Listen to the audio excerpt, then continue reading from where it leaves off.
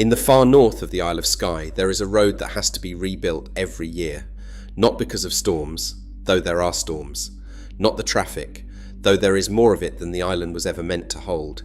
It has to be rebuilt because the mountain above will not stay still.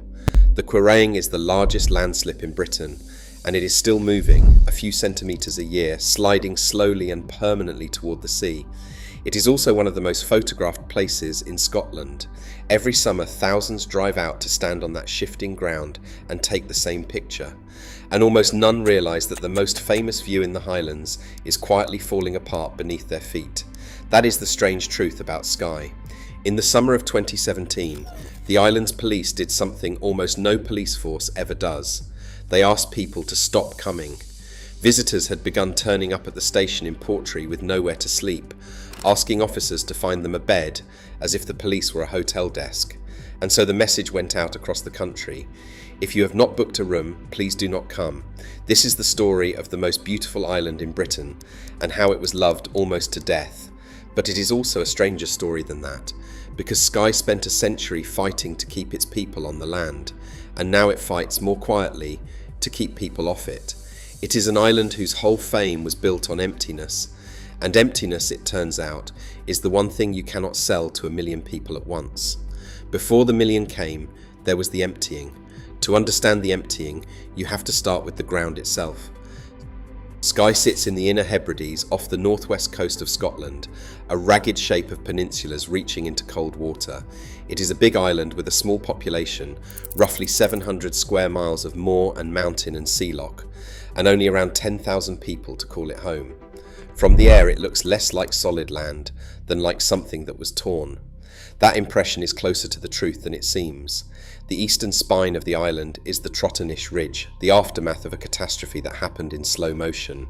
Tens of millions of years ago, thick sheets of volcanic rock were laid over softer, weaker layers of ancient mud and stone that had formed on the floor of a Jurassic sea. Basalt on top, heavy and dark, over softer sediment beneath. Gravity did the rest.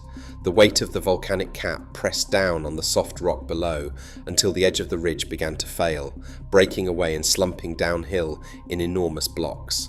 What it left behind is a landscape like nowhere else in Britain.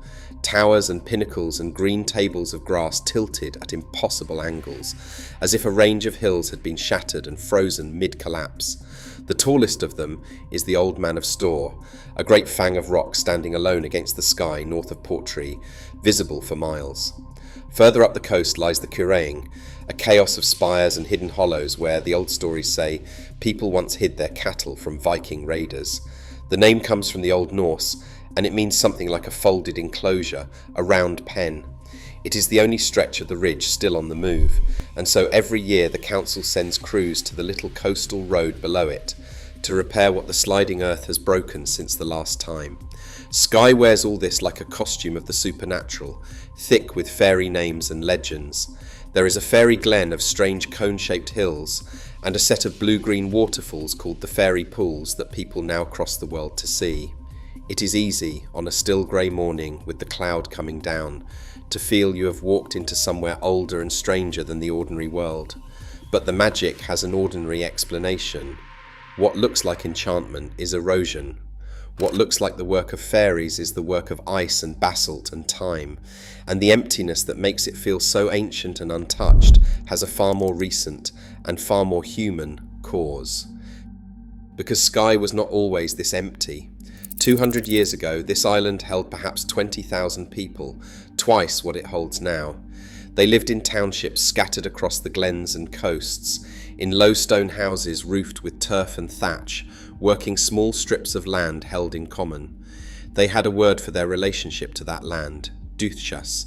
It meant the inherited right of the people to live where their ancestors had lived. No law wrote it down. It was simply understood, for centuries, as the way things were, and then, over a few decades, it was destroyed.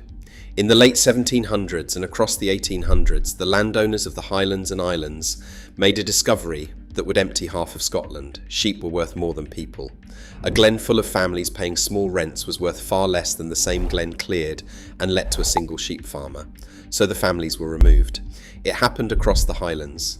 from Sutherland to Skye in wave after wave, and historians estimate that between 70,000 and 150,000 people were driven from their homes. The polite word, the one the landlords used, was improvement. History remembers it as the clearances. The poverty that followed was so severe that corners of Skye still carry names like Starvation Point, ground where families were crowded onto land too poor to feed them. On Skye, the ruins are still there. Walk the right glens, away from the car parks, and you will find them. Low green lines in the grass where walls used to stand, roofless gables open to the rain, whole villages reduced to outlines. In the southwest, above a quiet sea loch, lie two of the most haunting, a pair of deserted townships called Quiraing and Swisnish. Quiraing was fertile and sheltered, and in the census of 1851 it held around 120 people across 22 households, crofters, weavers, a carpenter, a fisherman, families mostly related to one another. 2 years later, in 1853, the landlord's agents cleared it for sheep. The people were evicted and most emigrated, carried away on ships to Canada and Australia and the far side of the world. We have an eyewitness to what a Skye clearance looked like, and it is one of the most unbearable passages in Scottish history. The neighbouring township of Swisnish was cleared the year before, in 1852. A young geologist, Archibald Gaelic, was out walking in the district that day, studying the rocks we have been talking about. As he came over a hill, he heard a sound he never forgot, a strange wailing carried on the wind from the west. When he reached the top, he saw a long, slow procession of people winding down the road, leaving their homes forever. Old folk and children, the whole community, moving away from the only place they had ever known. And as the last of them disappeared behind the shoulder of the hill, he wrote, a great cry of grief went up, and the long mourning wail seemed to echo through the valley in one prolonged note of desolation. That is the sound that lies underneath the silence of Skye. When visitors today stand in an empty glen and feel how wild and untouched and peaceful it is, what they are standing in is the scene of an eviction. The emptiness around them is not wilderness, it is a wound that has grassed over, and the population kept falling for 100 years, from 20,000 down and down, until by the end of the 20th century, fewer than 9,000 people were left on the whole of Skye. The land had been emptied of its people, and the people mostly had gone quietly, but not everywhere, and not forever.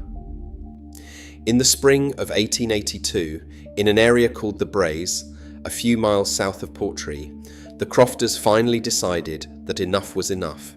Their landlord, Lord MacDonald, had taken away their right to graze animals on Ben Lee, the common ground that had helped keep their families fed.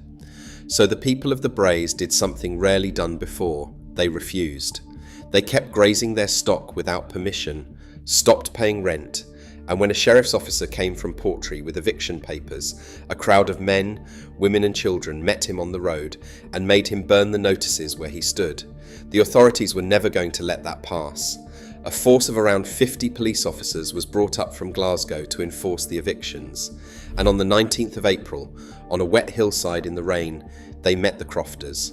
What followed was a genuine bloody clash, fought with truncheons on one side and sticks, stones and bare hands on the other, much of it led by the local women. People on both sides were hurt. It has gone down as the Battle of the Braes, sometimes called the last battle fought on British soil.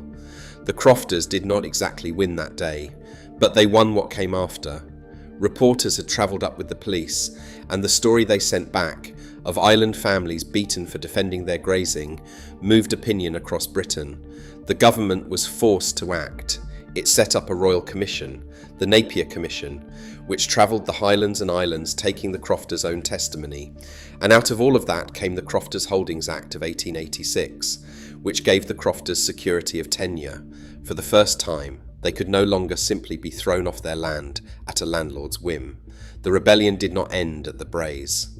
The next year, on the western side of the island, the crofters of Glendale rose against their own landlord, and the wider land revolt across the Hebrides grew serious enough that the government sent in the military to restore order. Skye, the emptied island, had become the front line of a fight that would eventually give crofters across the Highlands the right to stay. Hold that picture a moment. 50 police officers sent to the Isle of Skye to force people off the land against their will, because we are going to come back to the police on Skye. And the second time, everything will be turned exactly upside down. While the real island was being emptied and fighting for its life, something else was happening to the idea of Skye. It was being turned into a legend, and the strangest thing about that legend is how much of it was invented long after the events it describes. Nearly everyone in the English-speaking world knows one thing about Skye, even if they have never been. They know the phrase, "over the sea to Skye." It comes from the Skye Boat song, that slow, haunting melody about a boat carrying a prince across the water in the dark.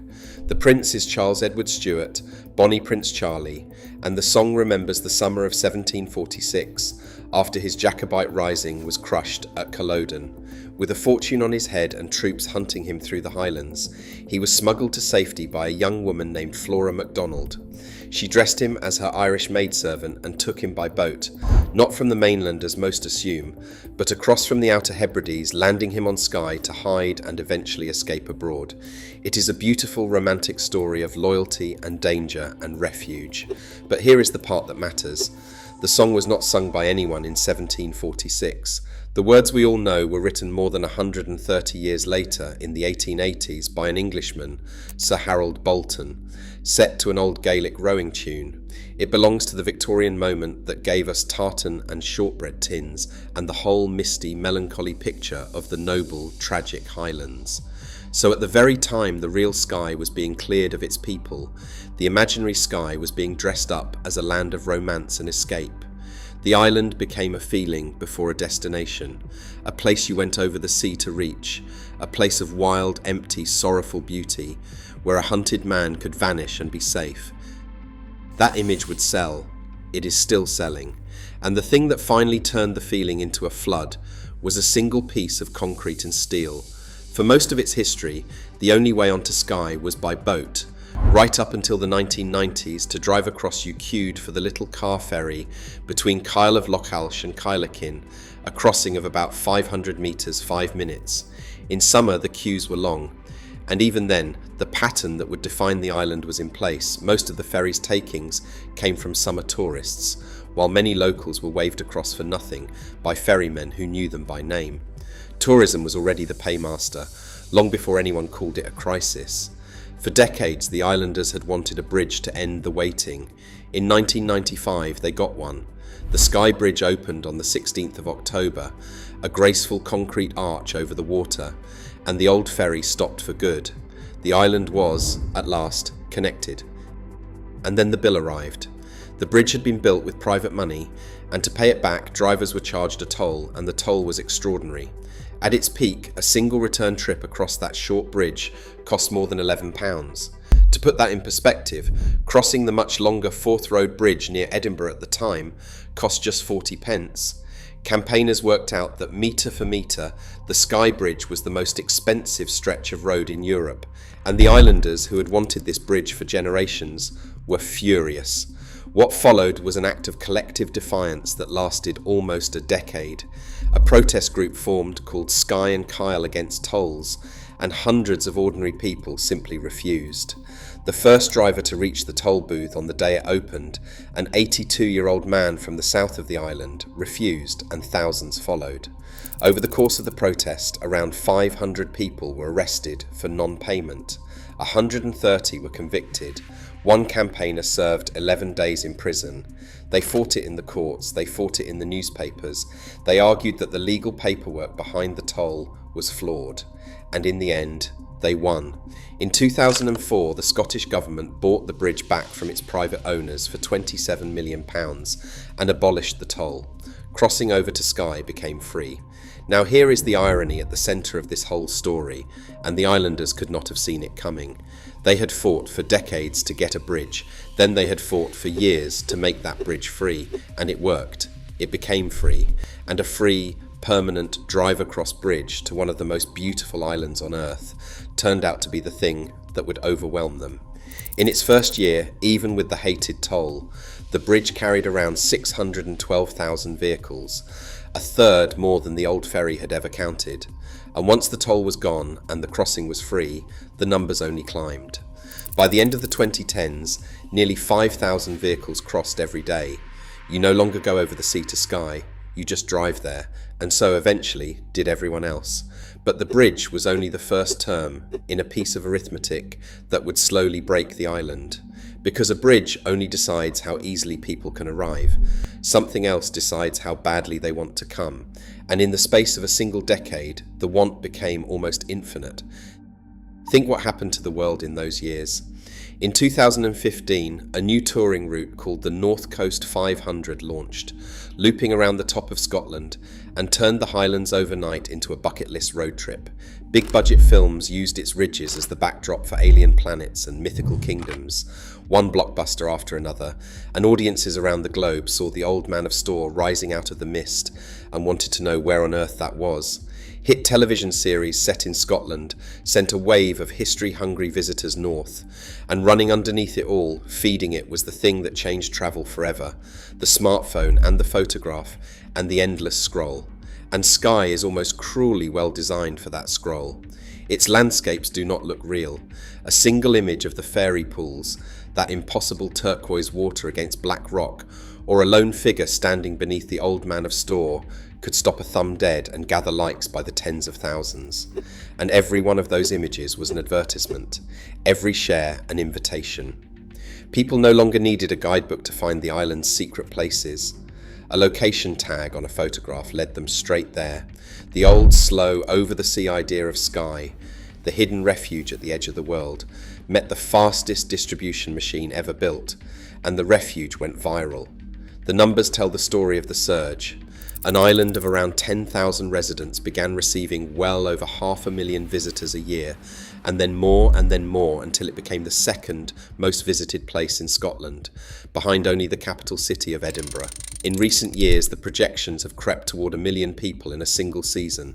The Old Man of Storr alone now draws more than 250,000 visitors a year, 274,000 in a recent count. The fairy pools pull in around 200,000. On a summer's day, the island's population can swell by 150,000. And all those people, and all their cars and camper vans, arrive onto a road network built, paved and budgeted for a community of 10 to 12,000 souls. This was the peak. This was Skye at its most wanted, most photographed, most desired. A small Gaelic island at the edge of Europe the whole planet had suddenly decided it needed to see. And it is exactly at a peak like this that the fall begins, because everything that made Skye worth wanting was about to be crushed by the wanting itself. Picture a single-track road, one lane wide enough for one car with passing places cut into the verge and an unspoken code. You pull in and wait and let the other driver through. That code depends on everyone knowing it, on everyone being patient, and on there not being too many of you. Now fill it with a convoy of hire camper vans driven by people who have never seen a road like it, all heading to the same 3 photographs at once. The passing places fill with parked cars. The convoys meet head-on. Nobody can reverse, and a journey a local must make to get to work or hospital or school becomes a grinding standstill that can last for hours. Locals pointed out a bitter twist inside the jam, too. The camper vans that clogged the roads most often spent the least of anyone in the island's shops and restaurants, self-contained and passing through, leaving little behind but wear on the tarmac. That was the daily reality, and not only the roads. At the honeypots, the sheer press of feet began to destroy the very ground people had come to admire. The soft peat and grass around the Old Man of Storr and along the path to the fairy pools was churned by hundreds of thousands of boots into rutted tracks of mud. So much damage was done that around £1 million had to be spent rebuilding the worn paths at the main sites. There were reports of visitors coming to blows over parking spaces, and because the wild, remote places people flocked to had almost no facilities, human waste and litter began piling up in the landscape. At the Quiraing, a man who ran a food van there spent part of every day clearing away rubbish and, on occasion, worse, left by the crowds. The island tried to cope. New car parks, new toilets, new viewing platforms. And at the fairy pools, that effort produced the most perfect small irony of the whole crisis. A charity built a proper car park there, with well over 100 spaces and toilets, specifically to stop people parking dangerously along the single-track road. It was a sensible fix. But a big new car park is also a giant sign that says, "Come here, there is room." So more people came, and the extra traffic they brought began to tear apart the very road the car park had been built to protect, until the council was pressuring the charity to help pay for the repairs, and a councillor was blaming the car park for drawing the crowds that were wrecking the road. Every solution created a new problem. The island was chasing its own tail, and this brings us at last back to the police. Remember the 50 officers sent to Skye in 1882 to force people off the land. In the summer of 2017, the police on Skye faced the exact opposite problem. The island was so full that visitors had nowhere to sleep and came to the station in Portree to ask the officers to find them a bed. And so the police put out a public appeal. If you are coming to Skye, they said, please book somewhere to stay before you set off, and please drive and park with some sense, and please take your litter home. Now this is where honesty matters, because the story got bigger than the truth. It is often said the police told tourists to stay away, turned cars back at the bridge, declared the island closed. They did not. In fact, they went out of their way to deny it. We love our visitors, they said. We are not turning anyone away. We just want people to come prepared. There is even an old island rumour, resurfacing every few years, that police once stopped traffic on the Skye Bridge and announced the island was full. It never happened. The title of this story, the idea that nobody wants to visit Skye anymore, is not literally true, and the island's businesses have pushed back hard against it, because tourism is the lifeblood that keeps the place alive. More than 150 of them once signed an open letter begging the world not to believe the island was closed. But underneath all the exaggeration sits a real and painful truth. The thing that 1 million people come to Skye to find is solitude, emptiness, a wild, silent, over-the-sea place at the edge of the world. And solitude is the one thing that cannot survive being wanted by everyone all at once. You cannot mass produce it. The moment 1 million people arrive to experience an empty island, it is no longer an empty island. They came for the very thing their arrival destroyed. And so the honest version of the title works in a stranger way than it first looks. Almost nobody who visits now, in the crush of the season, gets to see the Skye they were promised. They queue for it. They photograph the backs of other people's heads, and they drive home having glimpsed through a car window the ghost of the thing they came for. That is the loud crisis, the one you can see in the traffic and the mud. But there is a second crisis on Skye, quieter and slower and, in the end, far more serious, because the island is being emptied of its people all over again. And this time there are no landlords and no sheep and no burning eviction notices. This time it is being done by the housing market. Here is how it works. When an ordinary house on Skye comes up for sale, it no longer competes only against local families who want somewhere to live. It competes against buyers from anywhere in the world who can see, quite rationally, that the same house let to tourists a week at a time earns far more than it would rent it to a nurse or a chef or a teacher. So the holiday buyers win. A Scottish government study found almost 1 in 5 of all the dwellings on the Isle of Skye had become short-term holiday lets, listed on sites like Airbnb. More than 1,000 of the island's homes, out of fewer than 6,000. Across Scotland, the average was barely 1 in 100. On Skye, nearly 1 in 5. More recent council figures found a startling share of the island's brand new houses, homes meant to help, being flipped into holiday lets almost as soon as they were built. And the human cost is precise and grim. On an island whose economy runs on tourism, the businesses that serve the tourists cannot find workers, because those workers cannot find anywhere to live. Restaurants cannot hire chefs. Hotels cannot hire housekeepers. Jobs paying ordinary wages sit empty, not because nobody wants them, but because there is no house for the person who would take them. Almost half of local residents can no longer afford an entry-level home on their own island. And in the saddest detail of all, some islanders now move out of their own houses in summer into a caravan in the garden so they can rent the house to visitors for the season. They are quietly clearing themselves, Sit with that for a moment, because it is the whole tragedy folded into one image. In the 1850s, the people of Quiraing were carried out of their fertile glen so a landlord could make more money from sheep. In our own century, the people of Skye are priced out of their villages so owners can make more money from tourists. The mechanism has changed. Lawyers have replaced the sheriff's officers, the market has replaced the landlord's men, and nobody burns anything or beats anyone on a hillside in the rain. But the result is the same as it was 170 years ago. The island loses its people. Skye, the most photographed emptiness in Britain, is emptied a second time, and the great cry of grief Geiki heard rolling through the valley of Suisnish has become something you can barely hear, the silence of a young family giving up and moving to the mainland because there was nowhere left for them to live. So what remains then when you walk the island today? You will still find, if you go looking, one of the most extraordinary places in the world. Out of season, in the low light of October, when the campervans have thinned and the cloud tears open over the Quiraing, Skye can still stop your breath. The ruins wait in the quiet glens, the low green walls, the roofless houses, for anyone who wants to understand what that beauty cost. And the island is still fighting, in its stubborn way, to save itself. There are proposals to control the spread of holiday lets, to give local families a chance again. There is talk, once more, of a toll, this time on the campervans and motorhomes, to pay for the roads they wear out, so that the words Skye and toll have found each other again, a generation after the bridge protests, as if the island cannot escape its own arguments. An app was launched to steer visitors from the crowded sites toward the quieter ones, though it did not last. And on the northern coast, the crews still go out each year to the road at the foot of the Quiraing, repairing the damage done by a mountain that will not stop moving, which is where we end, back on that same sliding ground where we first began. Because there is a final, quiet irony in the picture the whole world takes of Skye. People travel thousands of miles to stand at the Quiraing and photograph what they take to be permanence. An ancient, eternal, unchanging highland landscape, the very image of something that lasts.